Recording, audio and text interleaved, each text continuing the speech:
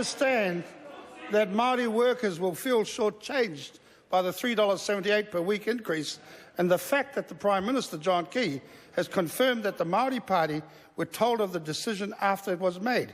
Hardly a mana-enhancing process. Mr. Speaker. The Honourable Dr. Peter Sharples. Not sure which part of the question I should answer, but all of it, okay. My submission was for an increase in the basic wage to $15 an hour and incremental in 2 steps.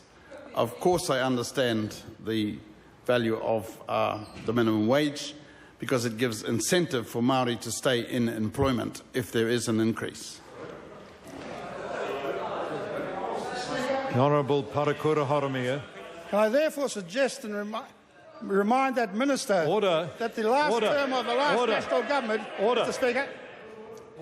I don't think I need to hear the points of order. I might suggest the member will resume his seat, and he'll just remember that he is no longer a minister. He doesn't suggest he asks questions. Mr. Speaker, would the Minister agree with me that the last time the National Party were government, they took the minimum wage up by 86 cents over 9 years, that the previous Labor government took the minimum wage up 9 times? Mr. Speaker. Point of order, Te Ururoa Flavel. Mr. Speaker, the Māori Party is interested in this sort of discussion, but I didn't actually hear the question. Could you ask the member to repeat the question, please?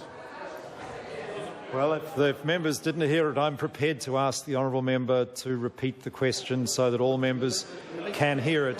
The Honourable Parakura Horomia. Mr. Speaker, does that Minister appreciate that the last time the National Government were in government, they took the minimum wage up over 9 years by 86 cents? The previous Labor government took it up 9 times. Point of order. And it had a strong economy alongside it. Mr. Speaker, that wasn't the question that he asked the first time.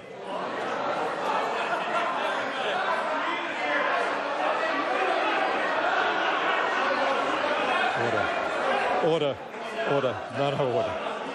Order. The member will resume his seat. I must say, members, I'm very impressed that that Hone Harawira could determine that, because I couldn't. I must say it was very difficult for me to hear the first version of the question, so therefore it is extraordinarily difficult for me to rule on it. I would ask the Minister, who is prepared to answer that, to please answer that question. Point of order, the Honourable Jerry Brownlee. Reflect on that question, you'll find that the Minister has absolutely no responsibility for any of the matters that were raised in that sort of question.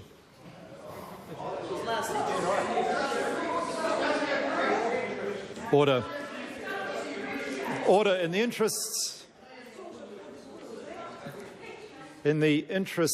of fairness here, I'm prepared to allow the Minister to rephrase his question, but I would point out that ministers do have a custodial responsibility for factual information about his or her department's activities that go beyond the current government's term, but no responsibility for policies of another party. Now, in the interest of fairness, I'm prepared to allow the honourable member the chance to ask this question. And does the Minister agree? Point of order, the Honourable Dr. Michael Cullen. Clarification on that last point. Clearly, the Minister has no responsibility for another party's policies, but factual information about what happened previously under a government is a somewhat different matter, I would suggest. As I understand the member's point of order, that is correct, that factual information about what transpired under a previous government is material that the current minister has custodial information about, but is not responsible for another party's policies. Now, I invite the honourable member to ask the question. Given the confusion and fairness, I think you should have a chance to ask this question. Mr. Speaker, does the Minister agree that the previous National Government took the minimum wage up by 86 cents over a long period of 9 years? The previous Labor government took it up 9 times. And is the Minister prepared to say what effect that will have on Māori workers? We had a strong economy. Order. The member has asked for information going back to governments, a couple of governments ago, that I don't think you can expect the current minister to actually have that information at his fingertips today. It goes back beyond the 9 years of the previous Labor government, as I understood the minister's question. I don't see how you can expect the current minister to have information going back that far, and therefore I don't see how he can ask legitimate. Look, in the interests of fairness to the member, I'll give him one more chance to ask a question, but I make it clear. Point of order, the Honourable Dr. Peter Sharples. I'm happy. Order, point of order. Mr. Speaker, I'm happy to answer the question.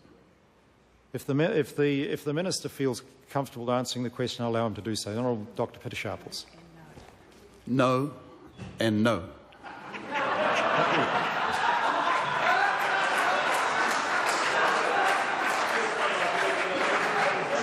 Te Ururoa Flavel.